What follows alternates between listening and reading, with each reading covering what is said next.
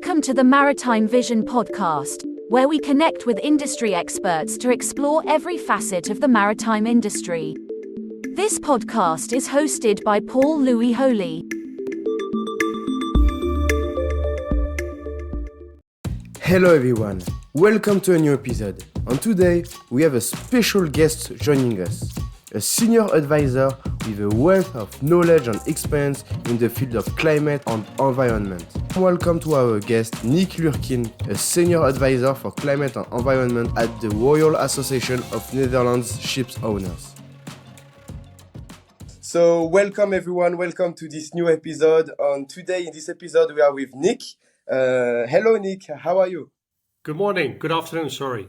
I'm fine, how are you? Yes, I'm doing fantastic, thank you. And today in this podcast, we are going to talk about sustainability and about the Royal Netherlands Association of Shipowners. So it can be very interesting as well to talk about it. And I'm going to ask you the first question. Can you introduce yourself, please, Nick? Yeah, I will keep it short since we have so many things to discuss with regards to sustainability and shipping. So my name is Nick Lurkin. I'm a senior advisor, climate and environment at the KVNR, as we will call it in the Netherlands, the Dutch Shipowners Association. And we represent Dutch shipping companies, roughly 140 companies with vessels under Dutch flag as well as under non-Dutch flag under Dutch management. Did you work in the maritime industry from the beginning in your career, or did you do something else before? No, I worked actually straight from my studies. After my studies, so I studied at the Hague University of Applied Sciences. I did European studies, so completely different topic than I used to work nowadays on. Although, of course, a lot of regulations are also coming from Brussels, so I know how the decision making in Brussels works at the EU level. But my family originally is worked in the inland navigation industry. So I still have a cousin who is sailing off one of those barges on the Rhine River. Okay, nice. Okay, perfect. So I would like to switch to the first topics, which is sustainability. I would like to ask you the question, what concerns we have, especially, for example, in the Netherlands, about sustainability in the maritime industry? Well, as you may be aware, of course, decarbonization of our industry is really a hot topic, so to say, in our industry. And I'm not saying this since I'm as an advisor on climate and environment, but I think in broad sense, in all boardrooms, also in the shipping companies, large companies, small shipping companies, sustainability and also decarbonization is a key priority of our members, so Dutch shipping companies, but I think also other shipping companies. So it really concerns us, not per se in a negative way, but we really see it as an opportunity also to become part of the energy transition in general. Okay. And in the Netherlands specifically, do we have more challenges than other countries for the maritime, or is it still a global issue? Well, I think, of course, many Dutch shipping companies with their ships are mainly operating short sea, so short distances. So they're actually mainly operating in European waters. As you may be aware, the European Union has agreed on a package with climate measures also for shipping. So that's quite new. So instead of global measures like IMO, we also will have, as from next year already, and the years after, we have European measures with carbon pricing, with a fuel standard. So mainly Dutch shipping companies will be part of those schemes, of those measures, and they have to pay also attention, of course, to sustainability, because if you don't, then you will pay a lot of money, and you have to see whether you're still in business then after a decade or so. It's important, of course, that we have really also an intrinsic motivation to decarbonize and to become more sustainable. So that's good, and that's why I'm also happy to represent the Dutch shipping companies, since they already have this, and they also see it themselves already that you need to have a vision on sustainability, otherwise you're out of business, also as a shipping company. As I mentioned before, the Dutch shipping sector is mainly active in European waters. We have since a couple of months, there has been a package agreed at the European level with climate measures. So also maritime transport will become part of the Fit for 55 package of the Commissioner Frans Timmermans from the European Commission. And that means that shipping will become part of carbon pricing, EU ETS, as well as a fuel standard with EU Maritime. So that means that mainly ships that operate in European waters or are going to and from, sailing from European ports will become part of those measures. And they have to do something at least to become more sustainable, of course, and also to really keep this license to operate. Okay. And for you, what are the best measures right now we can do to improve this sustainability? For example, I don't know, with hydrogen, this kind of technologies. What is the more effective one for you, in your opinion? That's the golden question, I would say. Let's put it this way. I don't own ships, so for me it's easy to say what solution I like or I don't like. No, but what we see in general with our members is that they have different strategies. But it also depends, of course, on the sailing pattern of a vessel. Which markets do you operate? The length of the voyages, for example, deep sea, so longer voyages versus shorter voyages. Yeah, it also depends on the energy density of the fuel or the energy carrier. You can imagine, for example, that for batteries, maybe a really short distance is possible. So to sail out of a port, zero emission could be reality now or in the next years. But of course, really sailing on batteries from the Netherlands, for example, to the UK, that will take a bit longer. And especially the longer the route, of course, the longer it takes. So it really depends on different aspects, which fuel or energy carrier you want to use. And I also believe that we should not only focus on the fancy new build vessels, so the hydrogen-powered vessels, green methanol, green ammonia vessels. Of course, that's important. That's where everybody's looking at. But we also should pay really a good attention to existing vessels, since a vessel will economically as well as technically last for more than 30 years. So the vessels you already have for 5 years, they still sail in, just before 2050. So we should all have a look as well on the existing vessels rather than just looking at the new builds, vessels with the fancy new fuels. So we see also already some members of ours that are looking at that, for example, with carbon capture. So they capture the CO2 emissions so it doesn't go out in the air. And then they will bring it also to greenhouses here in the Netherlands as well as in the UK. We see, behind me there's a painting of an old sailing boat. We see also more and more members, especially in the short sea, making use of wind assisted propulsion to also become more energy efficient. So these are also good initiatives to become cleaner. Yeah. Do you believe in sail? Because many people are talking about, to add sails on board cargoes, but I think it's in terms of efficiency, that's not really possible.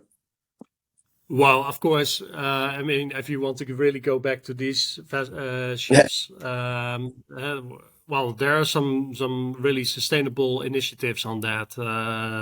Also with a big sailing vessel that is going around the world with cigars and chocolate from the Caribbean to Europe. But of course, then, for example, fresh fruit from the South Americas to Europe, we cannot say, they will come 2 weeks later and then the fresh fruit is all rotten. So Yeah, sure. we of course want the bananas to become to be green in the supermarket at least. So of course, really to go back like to these vessels, that will be really hard, of course. But if we look on the wind assisted propulsion, so it doesn't mean it's fully on sails; it's assisting. Yeah. But that can make ships more energy efficient, and it depends, of course, also on the wind and the areas you are. But it can really help, between 5 to 20% at least, to become more energy efficient. So it saves you also costs, but also CO2 emissions and other emissions. Okay, yeah, it will be the problem with sales. We cannot predict, the wind, the forecast is quite complicated. So for broker, for jobs like that, it will be, quite complicated to anticipate this kind of technology. But I think it's more realistic to talk about, hydrogen, biofuel, things like that. We still have some boats using this kind of technologies. Especially in Norway, I know that they built one ships using this kind of technology. So if the Netherlands, do we developed this kind of ships, or it's still in progress? No, it's already there. It's already in place. We have already some members that are making use of those ventifoils, as they are called, from Econowind, which is also a Dutch company who make those sails. So it's a really Dutch product on some Dutch vessels. So, Okay.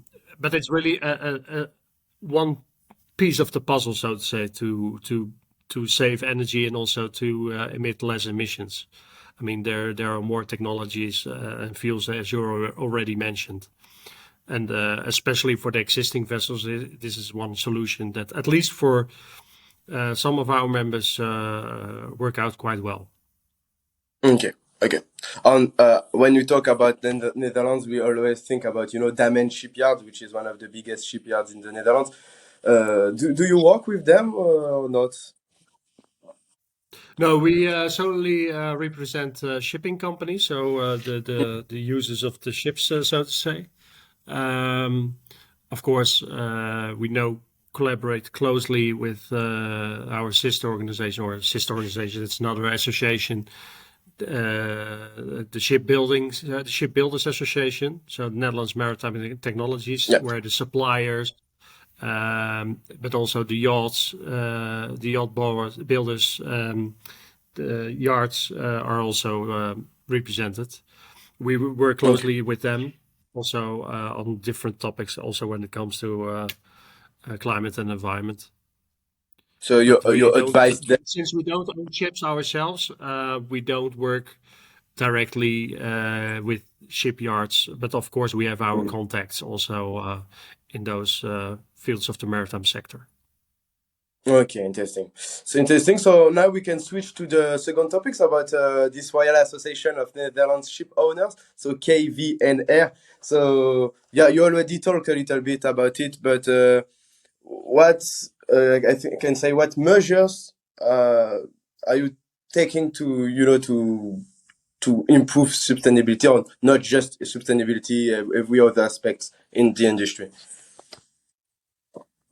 Well, I think we don't take measures, but we help our members also informing them about upcoming regulations. That's mainly my task, to update them. But on the other hand, we also follow developments. We do knowledge sharing, so we organize meetings also with shipping companies, the secretariat of our association, also maybe with some external stakeholders, other speakers, to speak about the latest developments with regards to sustainability, fuels, etc. So we're more a networking association or a networking partner together with our members. Okay. And of course, I mean, I cannot put a gun on their head and say you have to decarbonize now. You should invest in hydrogen.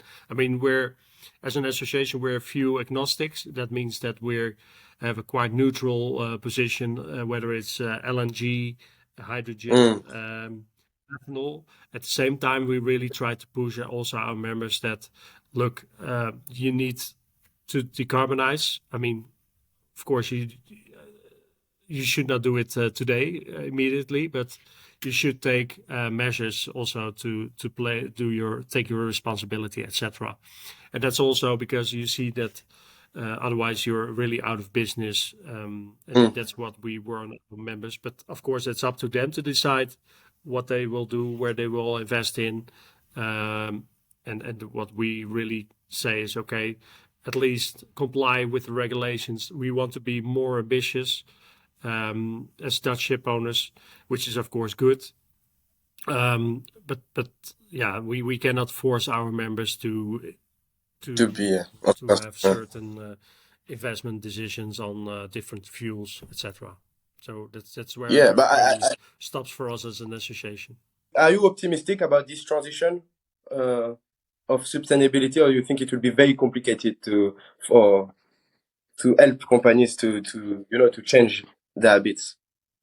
But that's personally. I'm always quite optimistic, and I like challenges, so that's good. So I'm the right man on the right position.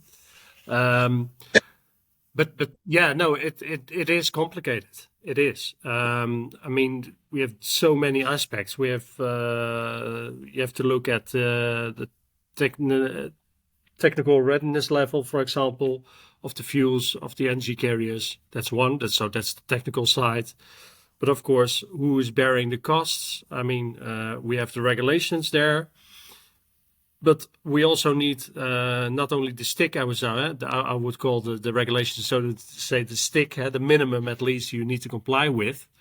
But of course, we want to, at least as Dutch ship owners, we want to become really one of the front runners in the shipping sector to become more sustainable. And there you also need a carrot. So where is the carrot? And do cargo owners, for example, the shippers, those who own the cargo and give the assignment to the shipping companies to shift their goods from A to B, are they also willing to pay a green premium, for example, in case a ship is zero emission? Do they pay an extra fee, or do you get a rebate or something like that to close this, I would call it, green business case? And that would help, of course, so that we don't only have the regulation, because the regulation is only the stick, the minimum. But how can we reward the front runners? I think that's really essential. And that can be also the regulators, of course, those who are, for example, with the carbon pricing, there will be billions of euros or dollars into this fund. But what happens with the funds? We really need to have this money returned to the sector for good initiatives, and to also help those ship owners who are willing to, well, at least especially the front runners that have also a risk to decarbonize, how to have the as we would call it, the first sheep over the dam, and then the rest. Yeah, okay, understand. It's like the car industry, for example. The beginning of electric car, the government gives so many help to individuals who wanted to buy this kind of cars. Now we can see more electric cars, especially in the Netherlands. It's impressive the number of Tesla I've seen when I moved here. Yeah. It's a lot. But it's all, most of them are lease contracts. So don't worry, they don't own the car, but it's a lease. There was a lease construction a few years ago that made the Tesla quite attractive. Yeah. Okay, but nevertheless, indeed, I agree with you. There was a subsidy, or there is a subsidy for shipping. Also here in the Hague, where it's not our capital, but it's our administrative capital, I would call it, here in the Netherlands. There, our authorities are also saying, but the shipping, it's not part of the Netherlands. Huh? I mean, also the Dutch flagged vessels, they are not seen as part of the Netherlands. So if you talk about climate, they say, yeah, but they emit the CO2 and other emissions somewhere else. On the other hand, I would say, yeah, I mean, those are climate greenhouse gases. It doesn't matter whether you emit the greenhouse gases here in the Netherlands or in China or in New Zealand. I mean, they all help the global warming effect. So, on one hand, you could also say, yeah, if we have now this carbon pricing mechanism, at least at the EU level with the European Emission Trading Scheme, and potentially also a global carbon pricing system, you will earn billions, not maybe even trillions if it's the global scale of euros, dollars per year. Yeah, that should be returned to our industry for those who are investing in those greener technologies to help to push also those ship owners to invest in those technologies, those zero emission technologies and fuels, energy carriers. And I think it's also a good story to civilians. Like we say, okay, it's our own money.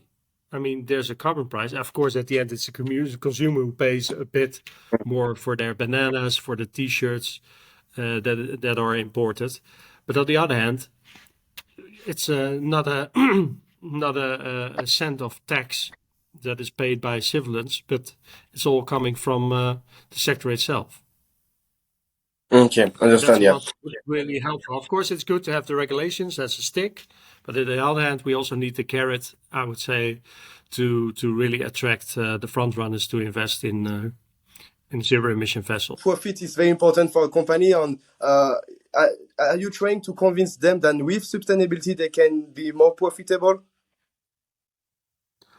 Yeah, but on the other hand, then we also need the cargo owners that really pay a premium or an extra fee to the shipping companies, because at the end they also need to transport cleaner their goods, the entire value chain of products.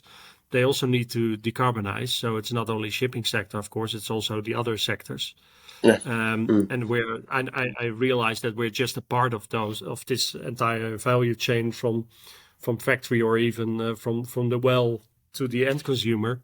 But on the other hand, it helps, of course, and that's why we really need also all parties involved united to collaborate closely, because we cannot do it as ship owners on our own. I mean, we can say, yeah, we want to become 100% zero emission by 2050, but of course we can, but we cannot pay it on our own.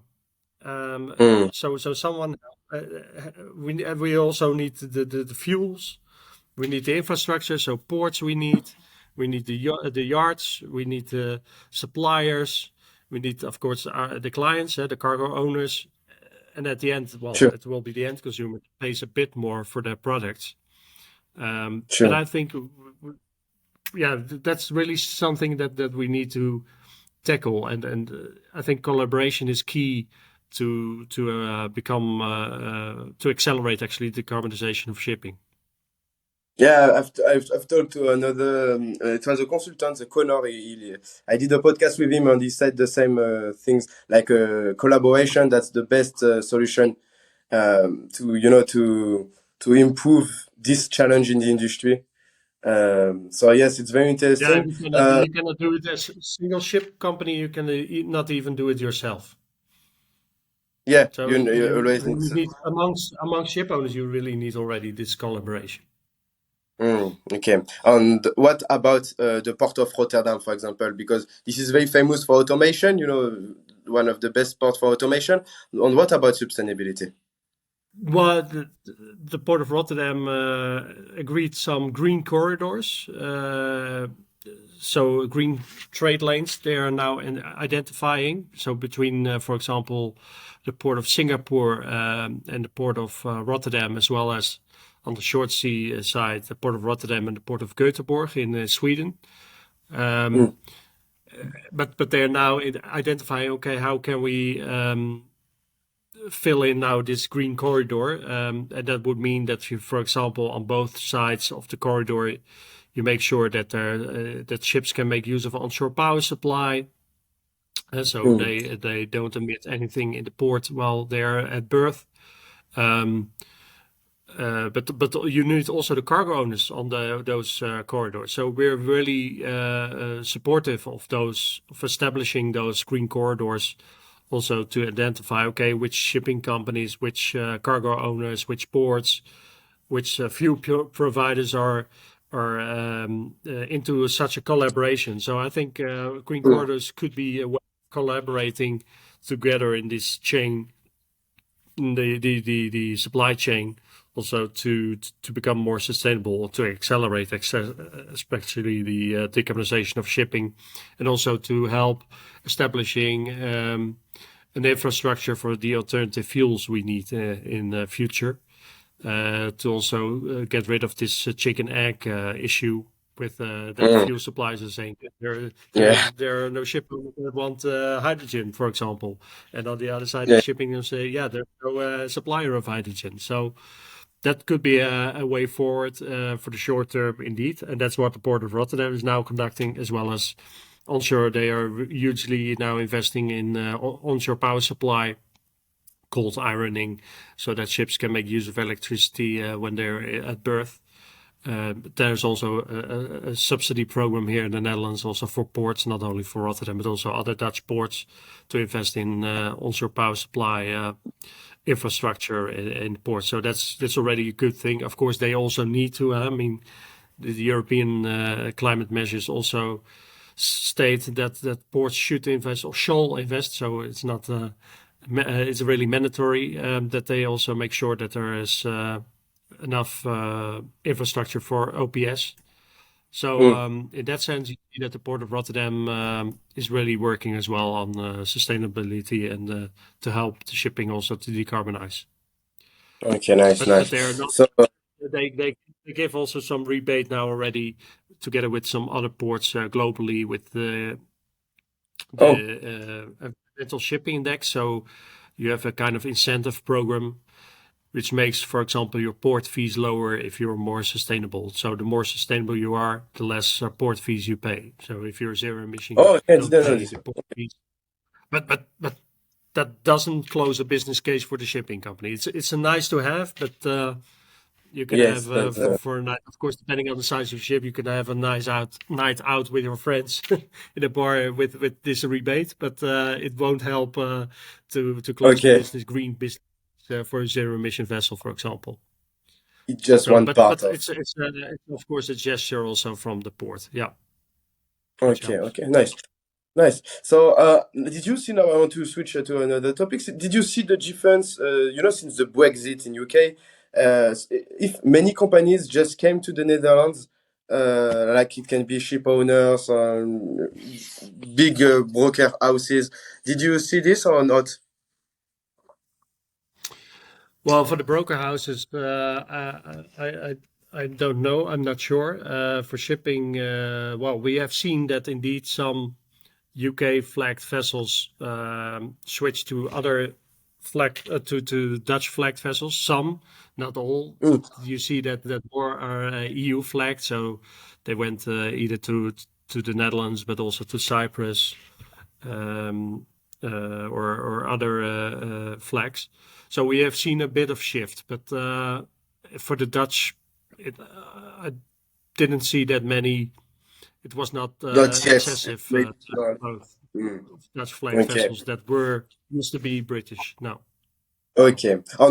One question, what is the specialty of the Netherlands in the maritime industry? I mean, if you compare this country to other countries like Denmark, Norway, UK, what is the strength of Netherlands? I think what I really like about our fleet, when I look at our Dutch fleet, we're quite unique since we are quite diverse. I mean, we're operating in many niche markets. So we have in our fleet, we don't have oil tankers on the Dutch flag. Then we also, we have some bulk carriers, but it's not the main group of ships we have. So we're more in the offshore wind installation, for example, dredgers. But we also have cruise vessels of the Holland America line, general cargo vessels. We also have those fast crew tenders that are sailing crew to windmill farms in the North Sea, for example. Yeah. Which is also quite a niche market, and that's what I really like. So it's not the traditional freight market, but it's also a passenger market, but also working vessels and all different types of working vessels. It's quite broad. And that's, I think, also the strength of at least the Dutch fleet, that we're quite diverse. On the other hand, it makes also our lives here at the association now then quite difficult, since there are sometimes a conflict of interest when it comes to some regulations, of course, or that it doesn't fit for all ships. I mean, there's no one size fits all. So especially when we just discussed about the view of the future, of the near future, I mean, that's what I meant with, for example, with those smaller fast crew tender vessels. They are now focusing on hydrogen. Some of them are already sailing on hydrogen, but they really have a short distance, which is completely different than, for example, cruise vessel of the Holland America line, also with thousands of passengers and the crew on board. So it's quite unique what we have in the Dutch fleet. On the other hand, it's also quite challenging now and then to have really one, I'd say it, one point of view on different topics, since there's no one size fits all solution for everything. But the offshore is as well very very developed in Netherlands. You're doing a lot of stuff in the North Sea, a lot of windmill projects, windmill farms, for example, with Van Oort. They worked a lot in this project, for example. Yep. So yes, many challenges. Yeah, very they're interesting. they're one of our members indeed, and they're also quite ambitious. Also when it comes to sustainability, I think those companies are one of this company especially is then one of the really front runners in our fleet, that really wants to decarbonize and is really looking for solutions to become climate neutral as soon as possible. Yeah, but we see like other companies. I think also in especially in that field, the offshore wind, as I would call it. We also have some other members like Herema, Marine Contractors, for example. Those companies are quite also, their assignment providers are mainly authorities. So they say, okay, of course we are willing to, but give us then also a bit more premium so that we can operate with cleaner fuels or become more energy efficient. Making use of onshore power supply, for example, the Herema Marine Contractors. I think this in Rotterdam here we have the biggest onshore power supply unit onshore. I think a 10 megawatt, which is quite a lot, of course, for an offshore vessel of two offshore vessels actually of Herema Marine Contractors. And they also got a subsidy, partly subsidy for that. So we see really good initiatives already there. But I think also because mainly authorities give the assignments, and since authorities are also, of course, quite committed to sustainability, and that we see like in the freight and the traditional cargo markets, for example, especially business to business, that the cargo owners don't. Well, in most cases, at this time at least, that they are not willing to pay a bit more to shift the cargo in a green way, rather than we see, for example, in the offshore wind. Yeah, I think you have so many projects going on right now in the Netherlands. So yes, let's see the future. Do you have something else to add? Because now I think it's the end of the podcast. We talk for maybe more than 36 minutes. Do you want to add something? Word of the end, maybe? No, I think we cover it more or less all. I mean, I can dive into all the regulations, but I think I won't. I won't disturb your audience with that. All those boring details of all those regulations. It's always But no, interesting. I mean, collaboration is key. We cannot do it as ship owners ourselves. The suppliers cannot do it themselves. So we really need each other. And I mean, that means also that we all need to pay a bit more, and also the shipping company itself. I mean, we can also not say, okay, you have to pay everything, the rest. We'll make sure we Yeah, have it. sure. But at the end, we need a green business case. And I think also the revenues that will come with carbon pricing, which will enter into force as from next year. I think please spend the money well, and let it return to the industry, and give it to projects where zero emission vessels are taken into account, so that we really can move forward. Okay, that's perfect. Thank you very much, Nick, for this podcast, for this episode. It was very interesting, and I hope the audience will. I'm sure they will like it. That's always very interesting to ask these questions, because that's the future and even the current challenge. So thank you, Nick. You're very welcome. See you around in Rotterdam. See you. Thanks a lot. And thank Good you. luck. I wish you a pleasant day. Bye bye. You too. Bye-bye. Thank you for listening to the Maritime Vision podcast. We hope you enjoyed this episode and gained valuable insights into the maritime industry. Be sure to tune in for our next episode, where we'll continue to explore the latest trends and developments in this fascinating field.